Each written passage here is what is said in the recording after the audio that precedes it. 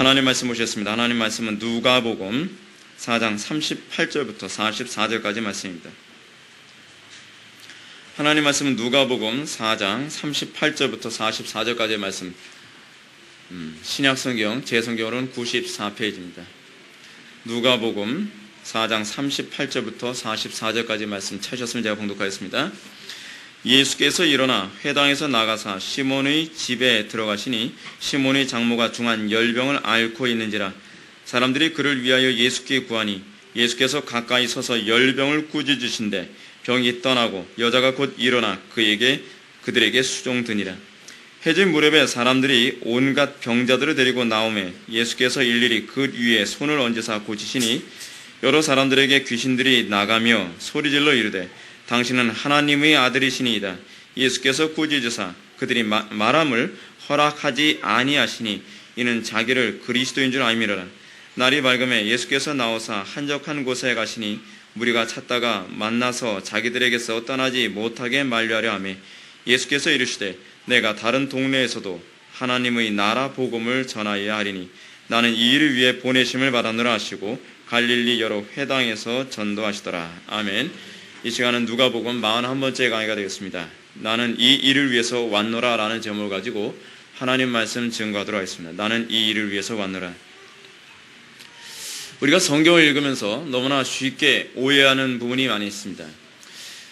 성경을 아무리 많이 읽는데도 불구하고 그 부분을 읽을 때마다 또 오해하고 또 오해합니다. 우리는 성경을 읽으면서도 우리의 하나님에 대한 이해와 하나님에 대한 이해의 폭과 깊이가 더 넓어지고 더 깊어져야 됨에도 불구하고 우리는 하나님에 대한 이 이해에 있어서 이 오류를 잘 벗어나지 못하는 경향이 있습니다. 우리가 왜 성경을 읽으면서도 자꾸 이 오류에서 잘 벗어나지 못하는 것일까요? 그 중요한 원인 중에 하나는 편견과 고정관념입니다. 성경을 편견을 가지고서 성경을 보거나 고정관념을 가지고 성경을 보게 되면 성경에서 너무나 명백하게 얘기하고 있음에도 불구하고 그것이 안 보입니다. 당연히 이 본문은 이거겠거니 하면서 그냥 지나가는 거예요. 여러분, 우리들에게 그런 현상이 얼마나 많습니까? 특히 우리가 성화 숭배를 굉장히 멀리하는 이유 중에 하나가 거기에 있습니다. 여러분들이 소돔과 고모라성 사건에서 이 롯의 처가 뒤돌아본 곳 장소를 우리는 흔히 어디라고 생각을 합니까? 우리는 대부분 언덕일 것이라고 대략 그렇게 생각하지 않습니까? 왜냐하면 대부분 성화가 그렇게 그림을 그리고 있기 때문에. 근데 성경은 그렇게 얘기하고 있질 않아요. 수알성 앞에서 뒤돌아본 부분을 성경은 기록하고 있습니다. 근데 그것뿐만이 아닙니다. 우리가 성경을 보다 보면 우리는 성경에서 또 예를 들어서 이 동방박사가 우리는 3명이다라고 우리는 그렇게 흔히 생각하고 있지 않습니까? 찬송가 가사에도 이런 오류에 빠져서 동방박사 3사람. 근데 성경을 좀 꼼꼼히 읽어본 사람은 동방박사가 몇 명인지 언급되지 않았다는 걸 알 수 있습니다. 3명일지 2명일지 4명일지 그렇지 않으면 수도 없이 많을지는 그건 몰라요. 성경에 동방박사가 몇 명인지에 대해서 전혀 언급하고 있지 않습니다. 그런데 우리는 그 성경 구절을 수도 없이 봤음에도 불구하고 동방박사는 당연히 3명일 것이다 라고 그렇게 생각을 합니다. 또 흥미로운 얘기가 하나 있습니다. 우리는 길거리에 지나가는 사람 누구를 붙들고 또 기독교인이라고 하면 누구나 다 붙들고 성경에 그 사단의 이름이 뭐냐 그러면 죄다 루시퍼라고 얘기합니다. 그런데 여러분, 성경에 어디에도 루시퍼라는 말은 나온 적이 없습니다. 사단의 이름은 사단입니다. 그 루시퍼라는 명칭은 나온 적이 없습니다. 사람들이 왜 없습니까? 이사야서에 보면 나오지 않습니까? 이사야서 14장 12절에 보면 그걸 나오지 않습니까? 근데 여러분들 잘 알고 있는 킹 제임스 버전으로 나온 책이 있지 않습니까? 우리 한국에서 번역된 책. 그 킹 제임스 버전의 이사야서 14장 12절을 보면 거기에 루시퍼라는 표현이 나옵니다. 근데 우리 개혁성경은 이렇게 번역을 했죠. 너 아침의 아들 계명성이요. 뭐라고 번역했다고요? 계명성이라고 번역을 했습니다. 근데 그런 루시퍼라는 말이 갑자기 어디서 나왔는가? 킹 제임스 버전 그 번역본은 우리나라에서는 너 루시퍼여 어찌 그리 하늘에서 떨어졌으며 너 열국을 엎은 자여 어찌 그 땅에서 찍혔는고 이렇게 번역되고 있습니다. 그럼 왜 킹 제임스 버전에서는 루시퍼라고 번역을 했는가? 그 루시퍼라는 말이 사실은 원래 있는 얘기가 아닙니다. 그 라틴어 성경 중에서 라틴 벌게이트라고 하는 그 성경이 있습니다. 이 라틴어로 번역되어진 성경입니다. 라틴어로 번역되어진 성경에 보게 되면 그 계명성이라고 하는 이 부분을 계명성을 뭐라고 되어 있냐면 라틴어로 계명성이 바로 루치페르라고 이렇게 되어 있습니다. 라틴어로 루치페르라고 한 걸 그냥 고유 명사식으로 그냥 번역한 겁니다. 그래서 어떻게 해요? 계명성이라고 번역하는 것이 옳음에도 불구하고 루치페르를 그냥 번역해서 루시퍼라고 해가지고 이렇게 번역을 한 거예요. 성경에는 루시퍼란 말이 없습니다. 그런데 우리는 당연히 루시퍼가 나온 줄 알아요. 그리고 여기서 계명성은 이 사탄을 얘기하는 얘기가 아니라 바벨론 왕을 얘기하는 겁니다. 앞뒤 문맥을 보게 되면 그걸 의미한다는 것을 쉽게 알 수가 있습니다. 그러니까 13장부터 보다 보면 바벨론 왕의 교만함을 꾸짖으면서 바벨론 왕이 이런 상태다라고 얘기하는 것을 계명성이라는 표현으로 그렇게 얘기했을 뿐입니다. 근데 우리는 고정관념을 가지고 성경을 보다 보니까 성경에 단 한 번도 루시퍼라는 말이 나오고 있지 않음에도 불구하고 우리는 라틴 벌게이트를 읽거나 그렇지 않으면 킹 제임스 버전을 읽고 있는 게 아님에도 불구하고 우리는 성경을 읽으면 누구나 다 이 사탄의 이름은 루시퍼다라고 그렇게 얘기하곤 합니다. 그 왜 그렇습니까? 편견 때문에 그렇습니다. 고정관념 때문에 그렇습니다. 편견이나 고정관념을 가지고서 사람을 보게 되면 어떻습니까? 그가 아무리 이쁜 짓 해도요 전혀 이뻐 보이지 않습니다. 그가 아무리 나쁜 짓을 해도 결코 나빠 보이지 않습니다. 왜요? 편견, 고정관념 때문에 그렇습니다. 그래서 베이컨이라고 하는 사람, 군침 도는 이름 아닙니까? 이 베이컨이라고 하는 이 사람이 뭐라고 얘기합니까?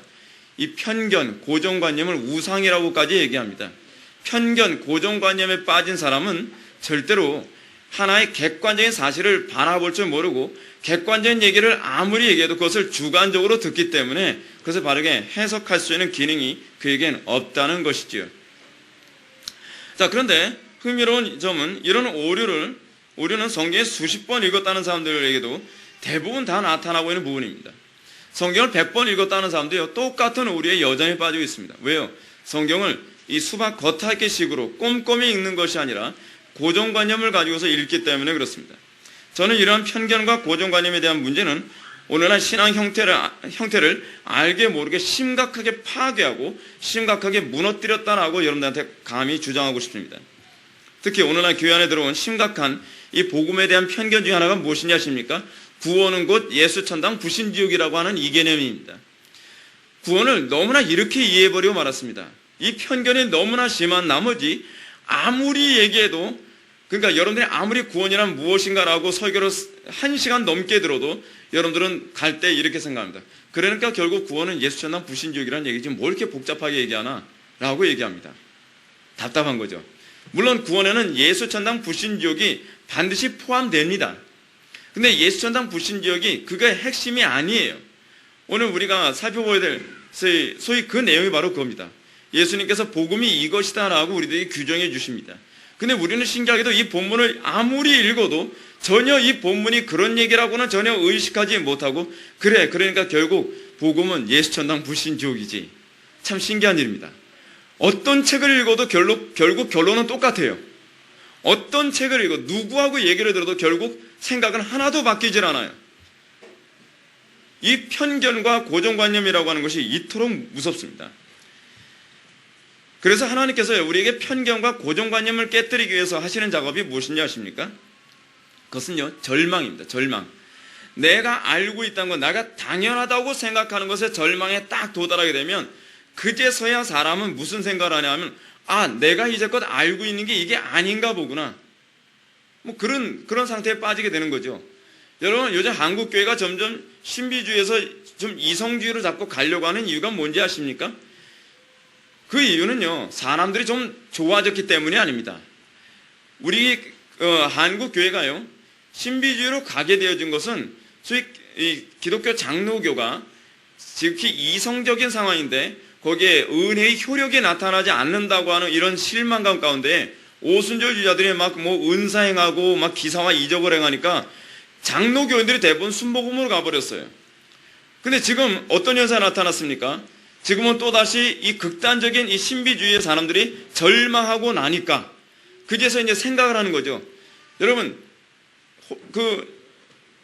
토론토 블레싱 같은 경우는 어떻습니까? 이건 상식만 있어도 말도 안 되는 거 아니에요. 사람들이 기어서 막 멍멍 소리 내고 여기서 바닥에만 떼굴떼굴 구르고 막 그런데 사람들은 분별하지 않아요. 분별을 못해요. 고정관념과 편견 때문에 이것이 잘못됐다라고 전혀 생각하지 않아요. 그런데 어떨 때 사람들이 생각하기 시작하냐면 극도로 고통스러운 상황, 극도로 절망스러운 상황에 딱 도달해서 됐을 때 이제껏 내가 당연히 옳다고 생각했던 이것이 뭔가 문제가 있나 보구나. 사람이라는 존재가 이성을 지니고 있다 해서 좀 굉장히 똑똑하다고 생각하지 마십시오. 제가 그 연구한 결과에 의하면 사람은 지극히 멍청합니다. 사람은 굉장히 똑똑한 것 같은데 이 똑똑함에도 불구하고 말도 안 되는 오류에 막 빠져버려요. 그럼 그거 어디서 쉽게 발견합니까? 여러분 이단이라고 하는데 이단 종파에 들어간 사람들 보이면 주로 어떤 사람들이 많은지 아십니까? 석박사들이 그렇게 많아요. 배울 만큼 배웠다는 사람들, 외국 유학까지 다 갔다 왔다는 사람들이 형광등 보면서 목사님의 얼굴을 본다 그래요. 여러분 그게 어떻게 가능합니까? 그게 바로 이성의 자살행위 때문에 그런 거죠. 사람이 가지고 있는 한계, 사람이 그렇게 좀 그래요. 그래서 하나님께서는 우리로 하여금 절망에 떨어뜨려 나면 그 다음에 생각하게 되어지는데 생각해야 되는데 어떻게 생각하냐면 그 반대로 가버려요. 그래서 극단에서 극단으로 또 널뛰듯 하죠. 자, 우리는 오늘날 이 시대가 이제 구원이란 무엇인가에 관한 문제에 관해서 심각하게 고민하는 시대에 우리가 또한 처해 있다는 것에 관해서 우리가 정말 감사하게 여깁니다. 그래서 여러분 기독교는요 극도의 절망감에서 갑자기 부흥이라고 하는 역전이 오게 되어지는 이유가 바로 거기 있습니다. 사람들은 극도의 절망감 가운데 떨어지게 됐을 때 비로소 자기의 오류가 무엇인지를 점검하고 되짚어 볼 줄 아는 그런 마인드가 생기기 시작한다는 거예요.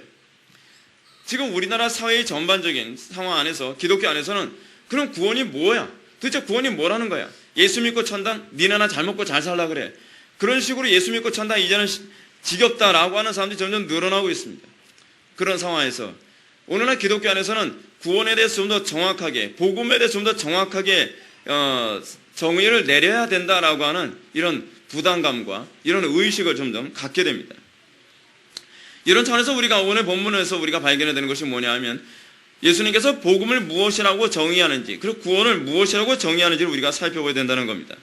오늘 본문은 예수님께서 이 땅에 오신 목적이 우리의 성공이나 명예나 행복이나 풍요를 위해서 오신 것이 아니고 또한 영원한 내세만을 위해서 오신 것이 아니라는 점을 너무나 분명하게 언급해주고 있는 부분입니다.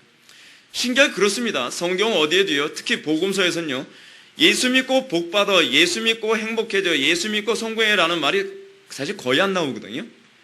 근데 희한하게 거의 안 나오는데도 불구하고 우리의 고정관념과 편견은 성경을 10번 읽어도 그러니까 예수 믿고 복받아로 해석을 해요.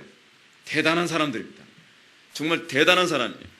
어떻게 성경에 그런 구절이 안 나오는데도 불구하고 그렇게 이해를 하고 있는지 몰라요. 편견이 그렇게 무섭습니다. 고정관념이라고 하는 것이 그렇게 무서워요. 그래서 여러분 나이 들면 나이 들수록 점점 회심하기 힘들다고 하는 이유가 무엇이냐면 나이 들면 나이 들수록 이 고정관념과 편견이 점점 강해져서 이게 아무도 꺾기 힘들 정도가 돼버리는 거예요. 그래서 우리가 항상 어떤 상태에 머물러야만 합니까? 항상 우리가 고정관념이 깨어질 수 있는 그런 영적인 부드러운 상태에 있어야 돼요. 경직되어지면 안 돼요. 굳어져 버리면 안 된다는 겁니다. 그래서 항상 복음을 통해서 우리가 예배 시간마다 하는 게 무엇입니까? 나는 틀렸고 하나님은 옳았다는 것을 항상 우리가 날마다 반복하여 깨달아 알게 되어지는 것. 거기에서 우리가 좀 성숙이라는 것을 우리가 좀 경험할 수 있는 것 아니겠습니까? 그래서 여러분 어린아이들에게서 우리가 기대할 수 있는 게 무엇입니까? 어린아이들은요 항상 배울 수 있는 준비가 되어 있습니다.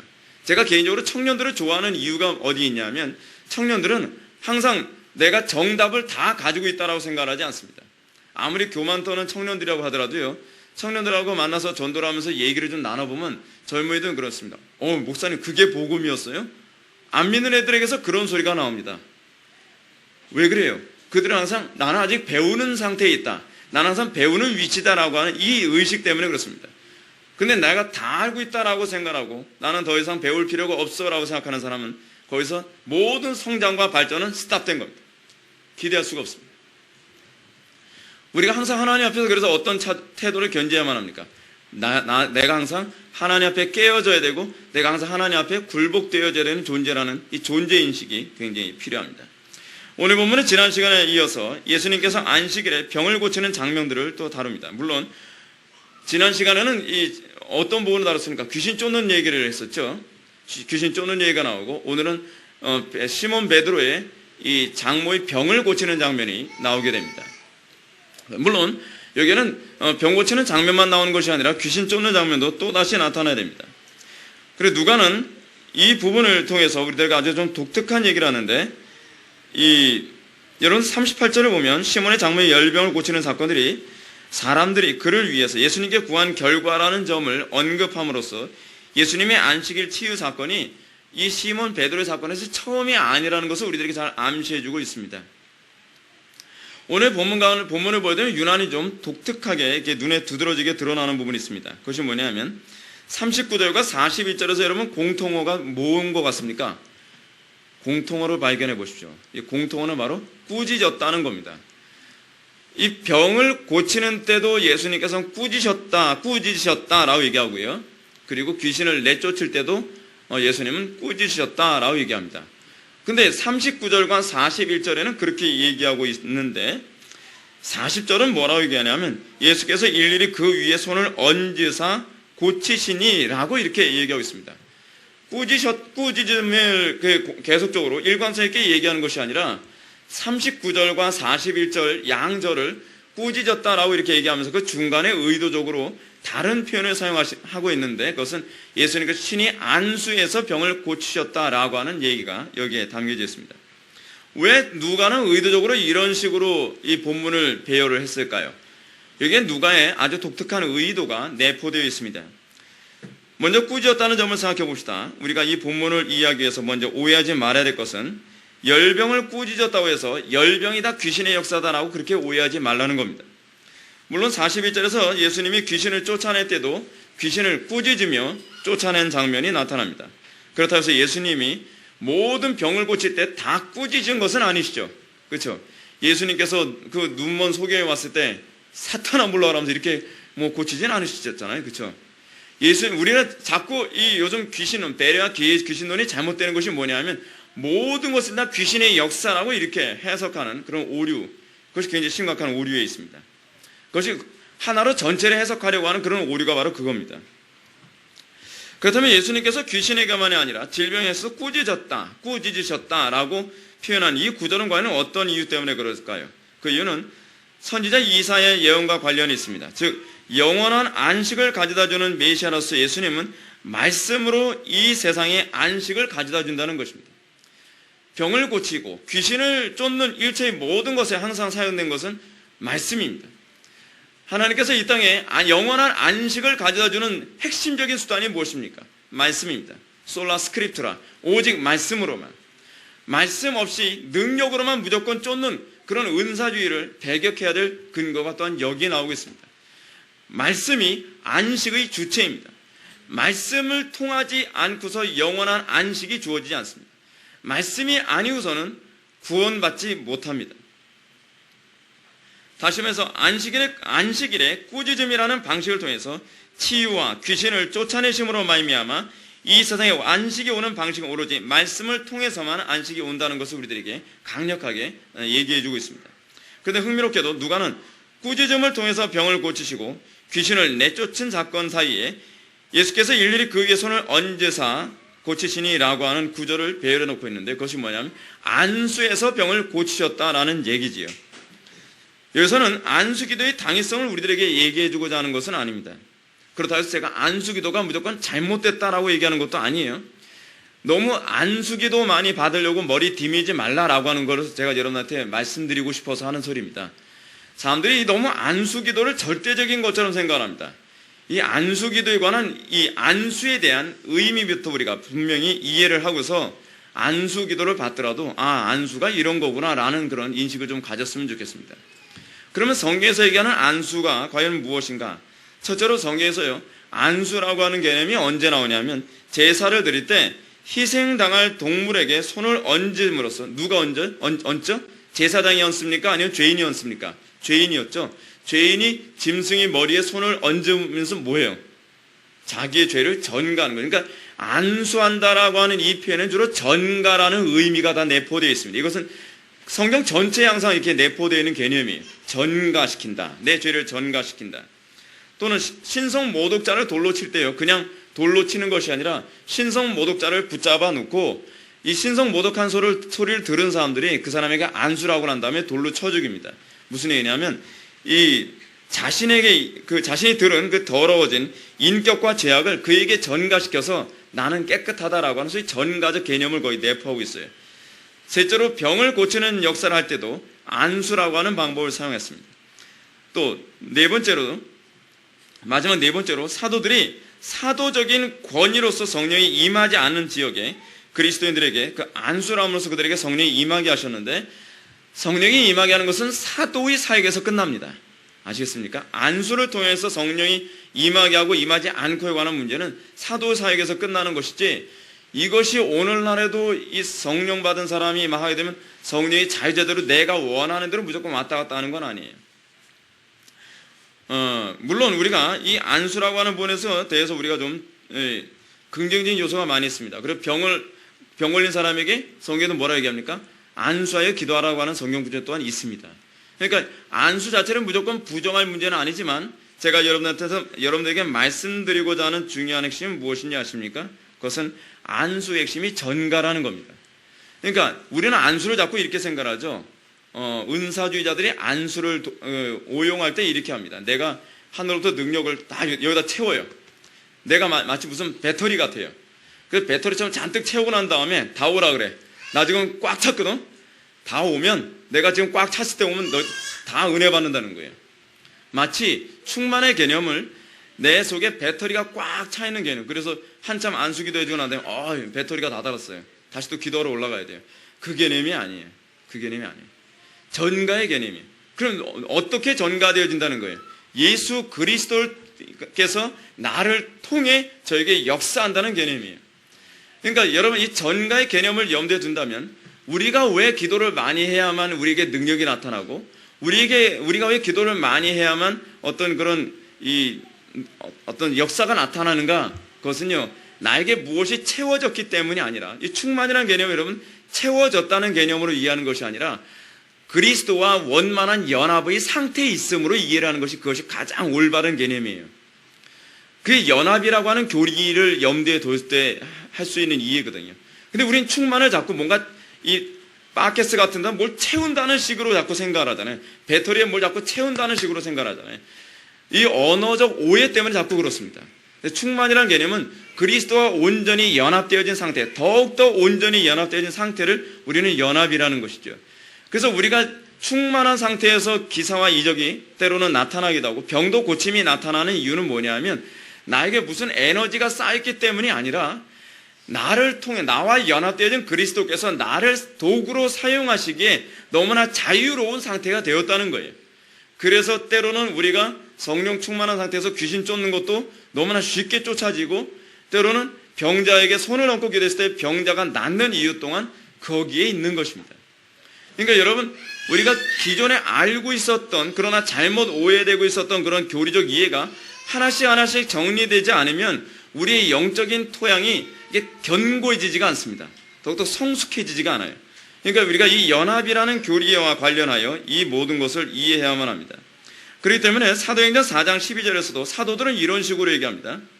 여러분, 사도행전 4장 12절이 어떤 사건과 관련이냐면, 성전 미문에서, 사도행전 4장 12절이 아니죠. 사도행전 3장에 보게 되면 성전 미문에서 사도 베드로가 이 안진뱅이를 일으킨 사건을 보게 됩니다. 안진뱅이를 일으켰을 때 사도 베드로는 뭐라 얘기합니까? 내가 오늘 굉장히 충만하거든? 내가 뭔가 배터리가 꽉 찼거든? 그래서 난 거야 라고 얘기하지 않아요. 많은 사람들이 베드로가 안진뱅이를 성전 미문에서 일으킨 사건에 대해서 사람들이 이제 놀라고 있자 베드로가 이렇게 얘기합니다. 이스라엘 사람들아, 이 일을 왜 놀랍게 여기느냐? 우리 개인의 권능과, 잘 보십시오. 베드로가 뭐라 얘기하냐? 우리 개인의 권능과 경건으로 이 사람을 걷게 한 것처럼 왜 우리를 주목하느냐? 우리가 자꾸 오늘날 은사주의자들의 문제점이 이거 아닙니까? 자기 개인의 경건과 능력이 나에게서 나간다고 자꾸 생각을 하는 거예요. 나에게서요. 근데 베드로 자체부터 이것을 부정하고 있어요. 개인의 권능과 개인의 능력이 아니라는 거예요. 그리고 베드로가 뭐라 얘기합니까? 그 이름을 믿음으로, 그 이름이 그 이름이라고 하는 표현은 무슨 얘기예요? 그리스도께서라는 표현이에요. 예수님께서라는 표현이에요. 너희가 보고 아는 이 사람을 성하게 하였나니 예수로 말미암아 난 믿음이 너희 모든 사람 앞에서 이같이 완전히 낫게 하였느니라 라고 합니다. 그렇습니다. 지금 베드로가 지금 언급하고 있는 자기에게서 나타난 이 능력의 주체는 내가 아니라 바로 내가 그리스도와 연합하여 그리스도께서 나를 통해 그리스도께서 직접 이 사람을 성하게 하였고 치료하였다라고 지금 얘기하고 있다는 사실입니다. 연합의 교리. 그리스도와 더욱더 온전한 연합을 이룸. 그래서 우리가 왜 경건에 힘써야만 합니까? 우리가 왜 기도에 힘써야만 합니까? 우리가 왜 끊임없이 죄와 싸워야만 합니까? 그 이유는 그렇게 해야만 우리가 그리스도와 더욱더 온전한 연합을 이룰 수 있기 때문에 그렇습니다. 그래서 여러분 기도만 많이 한다고 해서 성령 충만해지지 않습니다. 죄악과 구분된 삶을 살아야만 합니다. 생각을 항상 지킬 줄 알아야만 합니다. 성령을 소멸하지 말아야만 합니다. 왜 그렇게 합니까? 그리스도와 그래야 더 연합이 되기 때문에 그렇습니다. 죄의 속성이 무엇입니까? 우리를 하나님과 또는 그리스도와 단절시키는 것 아닙니까? 자, 그런데 우리는 우리 주변에 이런 사람들을 많이 보게 됩니다. 어떤 은사주의자들은 사는 것 자체가 굉장히 불경건합니다. 그리고 어떤 은사주의자들은 너무 이 부도덕하기도 이를 데 없습니다. 근데 막 능력이 막 나타나요. 막 기사와 이적이 막 나타나고 막 그런단 말이에요. 사람들이 굉장히 혼란스러워합니다. 혼란스러워할 필요 없습니다. 왜냐하면 은사는요, 거듭났든 거듭나지 않았든 누구에게나 다 주어지기 때문에 그렇습니다. 은사는 중생과 아무런 관련이 없습니다. 그리고 또 하나 뭐냐 하면 성령의 역사가 아닐 가능성이 높아요. 성령의 역사는 그 강도, 성령의 역사의 그 강함과 약함은 주로 무엇과 관련을 맺냐 하면 우리가 그리스도와 더욱더 온전히 연합되느냐 연합되지 않느냐와 관련을 맺고 있어요. 그리스도와 온전히 연합되지 않은 상태에서 나오는 그 능력의 역사는 사실은요 좀 의심스러운 역사라고 봐도 과언이 아닙니다. 그래서 우리가 항상 초점을 어디에 맞춰야 돼요? 그리스도와의 연합. 소위 이것이 복음에서 계속적으로 우리에게 강조하고 있는 중요한 핵심입니다. 그래서요 섬에 이런 사람이 있습니다. 거듭나지는 않았는데 은사를 받았어요. 은사는 받았는데 능력이 나타나요. 여러분 거듭나지 않았는데 은사가 나타나고 능력이 나타나면 자동적으로 뭐가 오게 됩니까? 교만함이 오게 되죠. 교만해져요. 그래서 점점 마음이 악해지고 좀 문제가 자꾸 생기죠. 그렇게 되면 어떻게 해요? 점점 그에게서 능력이 없어질 게 아니에요. 처음에 그 은사가 성령으로부터 온 거일지라도. 근데 문제는 뭐냐 하면 이 사람이 그 능력이 안 나타나니까 이제는 어떤 식으로 나타나냐면 옛적 삶을 청산하고 회개하는 쪽으로 가는 것이 아니라 자꾸 신비적인 은사를 더 강력하게 받기 위해서 그 능력을 받기 위해서 이방 종교적인 노력을 행사하기 시작을 해요.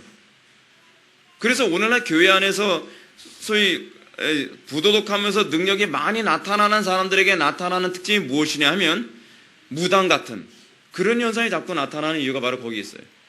성경에도 없는 기사와 이적을 자꾸 행하면서 사람들이 자꾸 미혹을 해요. 왜냐하면 처음에 성령의 은사를 받았을지 모르겠는데 예를 들어서 박태선 장로 같은 경우는 그렇다고 합니다. 처음에 틀림없이 그가 성령의 역사였음에 틀림이 없대요. 그는 처음에 좀 경건했다고 합니다. 근데 그가 교만해지면서 그가 어떤 이 영적인 힘이 자꾸 약해지니까 영적인 힘을 성령님의 힘으로 우리가 받아들이는 법을 모르는 상태에서 힘을 자꾸 어떻게 얻으려고 하다 보니까 악한 영의 힘을 자꾸 의존하게 되는 거예요. 그러다 보면 어떻게 됩니까? 다른 종교에서 나타난 것과 동일한 현상이 자꾸 나타나는 거예요. 그래서 어떻게 해요? 점점 종교 통합이 그래서 자꾸 이렇게 은사주의 통해 자꾸 가게 되어지는 이유가 바로 거기에 있습니다.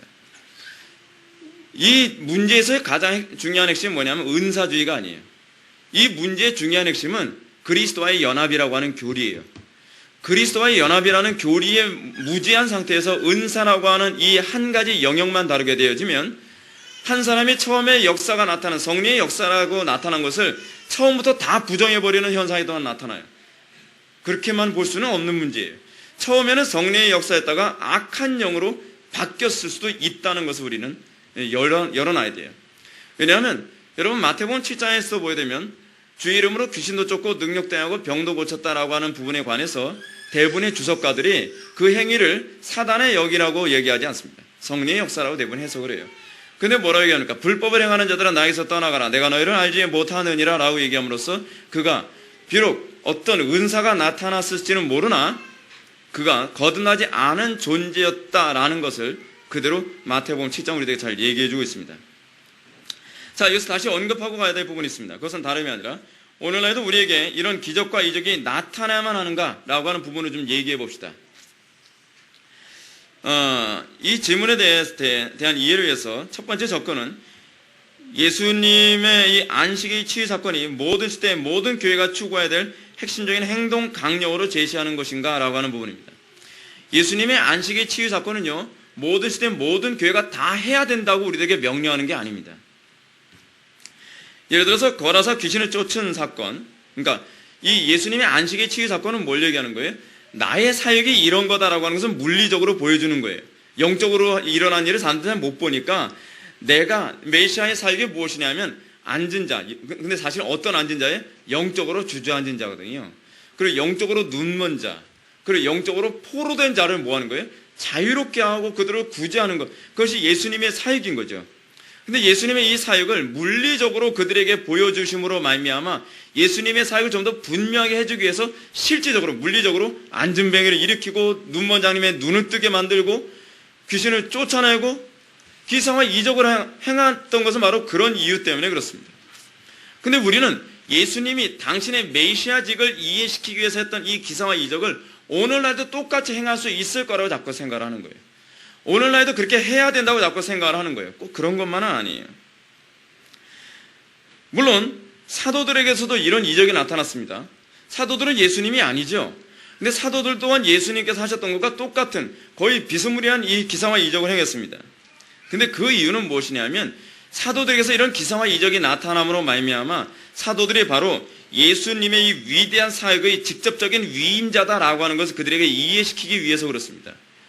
그 권위를 이해시키기 위해서 그래요. 특히 사도들은 성경을 기록할 수 있는 권위를 위임받은 존재였는데 이런 차원에서 사도들에게 나타난 기사와 이적들은 그들의 말씀의 권위가 신적인 권위가 있다는 것을 사람들한테 인식시켜줌으로 말미암아 성경을 기록하는 그 권위에 아무런 어려움이 없도록 하기 위해서입니다. 자, 그런데 문제는 오늘날 이런 부분을 소위 사도적이라고 하는 부분에 관해서 잘못 오해한 사람들에게 이 신사도 운동이 자꾸 나타나고 있다는 것이 문제입니다. 오늘 수많은 사람들은 신사도 운동에 미혹되어서 목사에게만 사도적 권위가 주어졌다고 이해하는 사람들이 종종 있습니다. 여러분, 사도적 권위는요, 사도시대에 끝났습니다. 사도적 권위라고 하는 것은 뭘 얘기하는 것이냐면 사도에게만 제한되어진 어떤 특성을 얘기합니다. 사도들만이 계시를 받을 수 있습니다. 우리는 계시 받을 수 없습니다. 우리는 계시에 대한 조명만 받는 겁니다.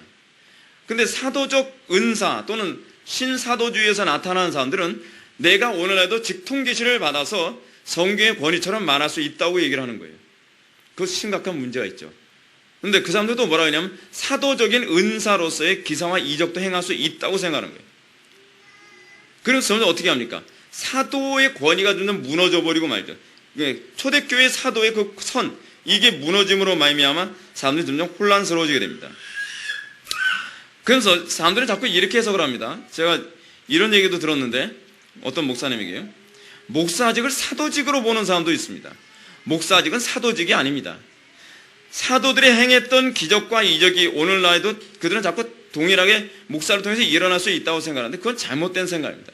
목사직은요, 은사입니다. 은사.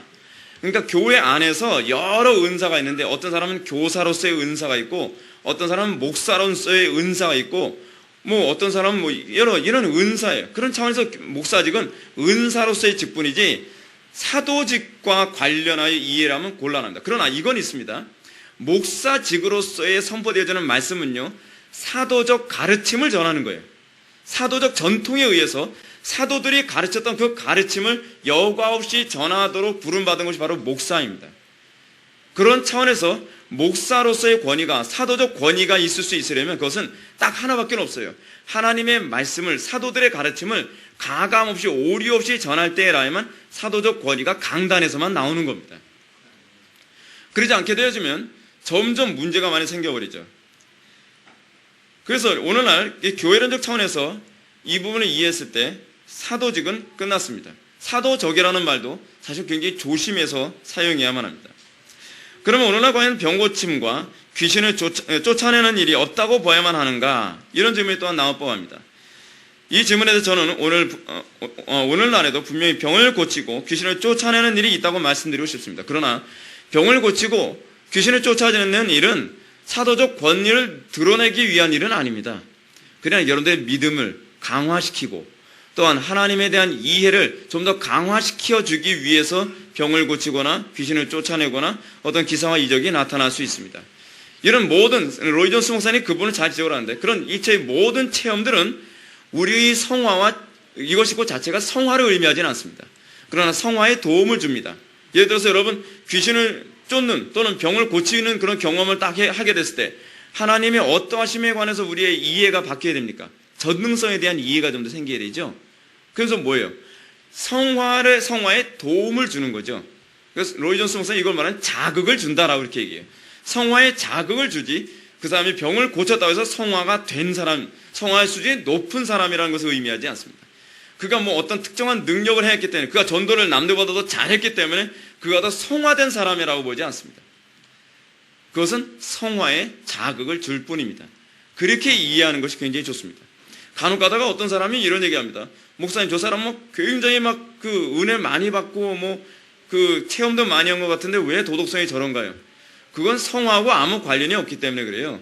성화에 자극을 주는 경험을 한 것뿐이지 그가 엄청난 성화에 올라갔기 때문에 그런 어떤 기사와 이적의 경험을 한다든지 뭐 그런 어떤 성령의 특별한 체험을 한다든지 그런 건 아니에요. 그런 차원에서 우리가 성화와 체험을 좀 구분해서 볼 필요성이 있습니다. 따라서 우리가 병고침과 귀신이 쫓겨나는 일은 우리의 믿음을 강화시키기 위해서 성령께서 주권적으로 이루시는 것이지 신앙의 본질은 절대로 아니라는 것입니다. 이것을 좀 더 분명하게 이해하기 위해서 우리는 그리스도께 대한 인식론의 문제를 좀 분명히 하고자 합니다. 조금 약간 어렵지만 좀 집중해 주십시오. 그리스도에 대한 이 인식론이 있죠. 여러분 우리는 그리스도께서 어떤 분이라고 봅니까? 그분은 완전한 하나님이시면서 완전한 인간이시죠. 자, 제가 여러분한테 이 부분을 좀 질문 던질게요.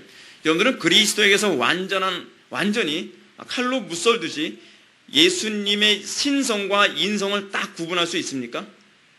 구분이 안 됩니다. 그렇게 쉽게 구분되지 않습니다. 예수님은 완전한 하나님이십니다. 예수님은 완전한 인간이십니다.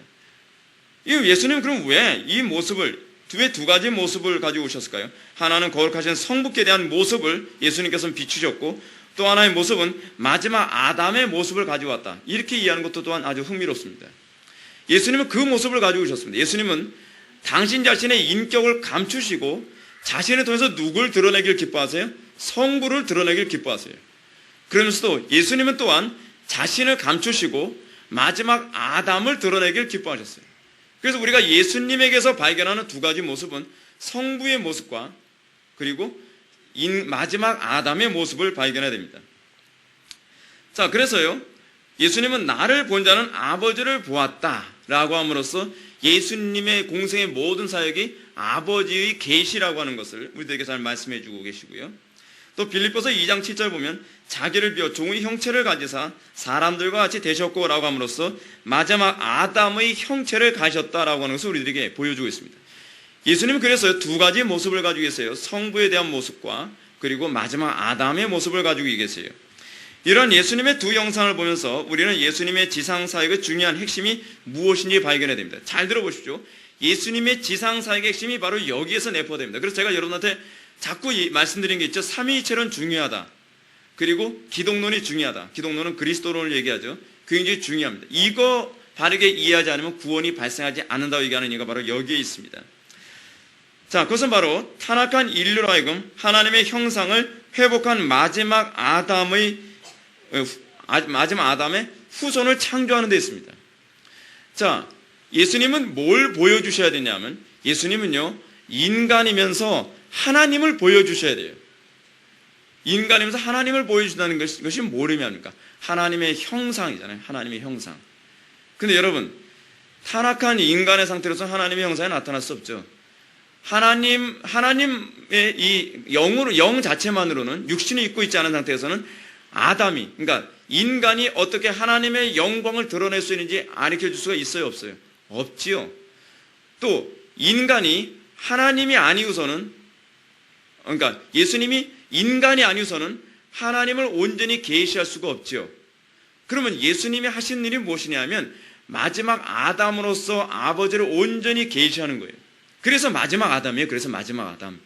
마지막 아담이 되는 이유가 뭐냐면 예수님은 인간으로 오셨음에도 불구하고 하나님을 온전히 계시할 수 있는 유일한 존재이기 때문에 그렇습니다. 왜 그러셨는가? 예수님을 통해서 태어난 모든 인류가 그 마지막 아담의 형상에 참여하도록 하기 위해서 그렇습니다. 예수님이니까 그렇게 살았지 우리는 그렇게 안 살아도 돼가 아니에요. 우리가 마지막 아담이신 예수님으로부터 다시 태어남, 그래서 거듭난다고 얘기하지 않습니까? 거듭남으로 말미암아 우리들에게 주시려고 하는 궁극적인 구원이 무엇이냐면 하나님의 형상이에요. 하나님의 형상. 그 하나님의 형상을 주시기 위해서 예수님은 하나님이시면서 완전한 하나님이시면서 완전한 인간이셔야만 했던 거예요. 안식일의 치유활동은 이러한 사실을 우리에게 잘 말해주고자 했던 것입니다. 즉 인류가 범죄하고 난 이후에 하나님의 형상으로 온전해야 할 인류가 하나님의 형상이 파괴된 상태에 있으므로 더 이상 안식이 없는 상태가 되었죠. 더 이상 안식이 없는 상태. 그러므로 온전한 안식이 오기 위해 창조는 여전히 진행 중입니다. 창조가 끝난 게 아니에요. 물론 처음 창조는 무에서 유의 창조로서 끝난 것 같지만 인간의 타락으로 말미암아 인간이 하나님의 형상으로 완전히 보기에 좋았던 상태로 회복하기 전에는 하나님은 그 일을 쉴 수가 없는 거죠. 하나님의 창조가 마감을 하는 것은 언제입니까? 인간이 하나님의 형상으로 완전히 회복될 때예요. 그것이 하나님의 창조의 완성이에요. 그것이 마감이란 말이에요. 그래서 영원한 안식은 뭐예요? 인간이 더 이상 하나님의 형상을 상실하지 않는 안식의 시대가 도래하는 거예요. 그게 영원한 안식이에요. 그럼 여러분, 우리의 구원은 궁극적으로 어디에 있어요? 예수님께서 왜 오신 거예요? 자기를 주시기 위해서요. 자기를 어떻게 주시기 위해서요? 그분의 거룩하신 형상에 우리가 참여하게 하기 위해서요. 우리가 예수님을 뒤따르면 말로 맨날 그랬는데 예수님이 뒤따른다는 게 뭘 얘기하는 겁니까? 예수님이 뒤에 자전거에 우리가 2명 타는 자전거에 타고서 같이 가는 걸 얘기합니까? 그게 아니죠. 예수님을 뒤따른다는 것은 예수님의 그 거룩하신 형상에 우리가 참여하는 거예요. 근데 오늘날 우리는 예수 믿고 천당을 얘기하면서 예수님처럼 안 살아도 돼. 우리가 어떻게 예수님처럼 사나? 라고 그렇게 얘기하는 사람들이 굉장히 많이 있어요. 왜 자꾸 그런 소리 하느냐? 기독론을 몰라서 그래요. 예수님이 왜 완전한 하나님이시면서 완전한 인간으로 오셔야만 했는가를 전혀 이해하고 있지 못해서 그런 거예요. 문제가 여기 있습니다. 제가 서론에 언급했던 것처럼 오늘날 많은 교회들이 하나님께서 주시는 구원을 예수 믿고 천당이라는 단순한 편견에 빠진 나머지 복음의 핵심을 너무 보지 못한다는 거예요. 성경이 구원의 목적을 분명하게 하나님의 영광을 드러내는 것이요 선한 일에 열심을 내는 것이요 거룩한 삶을 사는 것이라고 틀림없이 언급하고 있음에도 불구하고 그릇된 편견에 빠진 나머지 그게 안 보이는 거예요. 우리가 거룩하게 살 의무조차 없는 것처럼 생각하는 거예요. 구원이 뭔데요? 오늘 본문 말씀 보십시오. 오늘 본문 말씀은 그리스도의 사역의 핵심이 예수 믿고 천당이라고 얘기하고 있지 않습니다. 42절부터 44절의 말씀을 보면 날이 밝으면 예수께서 나오사 한적한 곳에 가시니 무리가 찾다가 만나서 자기들에게서 떠나시지 못하게 만류하려 하며 예수께서 이르시되 내가 다른 동네에서도 하나님의 나라 복음을 전하여 하리니 나는 이 일을 위해 보내심을 받았노라 하시고 갈릴리 여러 회당에서 전도하시더라. 이제까지 누가가 했던 일이 무엇입니까? 안식일날 치유활동하셨죠. 안식일날 치유활동하신 일이 무엇입니까? 병 고치라는 겁니까? 참 흥미로운 게 이겁니다. 은사자들은 예수님이 하셨던 것처럼 우리도 그 기사와 이적으로 병을 고쳐야 된다는 소리는 그렇게 많이 하면서 왜 예수님처럼 살아야 된다는 그런 얘기는 그렇게 안 하는 겁니까? 여러분 둘 다 초월적이지 않으면 불가능합니다. 기적이 아니면 안 되는 거예요. 예수님처럼 사는 것도 기적의 요소고요. 병 고침 받는 것도 기적의 요소입니다. 일관성이 있어야죠. 일관성이요. 예수님이 했던 기사와 이적 우리도 행할 수 있다라고 얘기한다면 예수님처럼 우리도 살아야 된다는 말도 같이 나와야 되는 것 아니에요?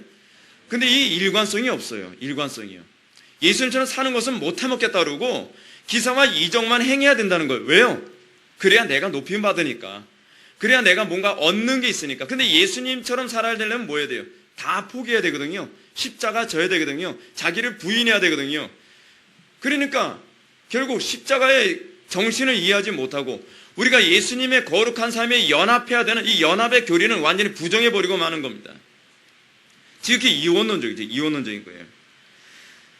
예수님께서 누가가 예수님의 사역을 통해서 우리에게 얘기해 주고자 하는 것이 무엇입니까?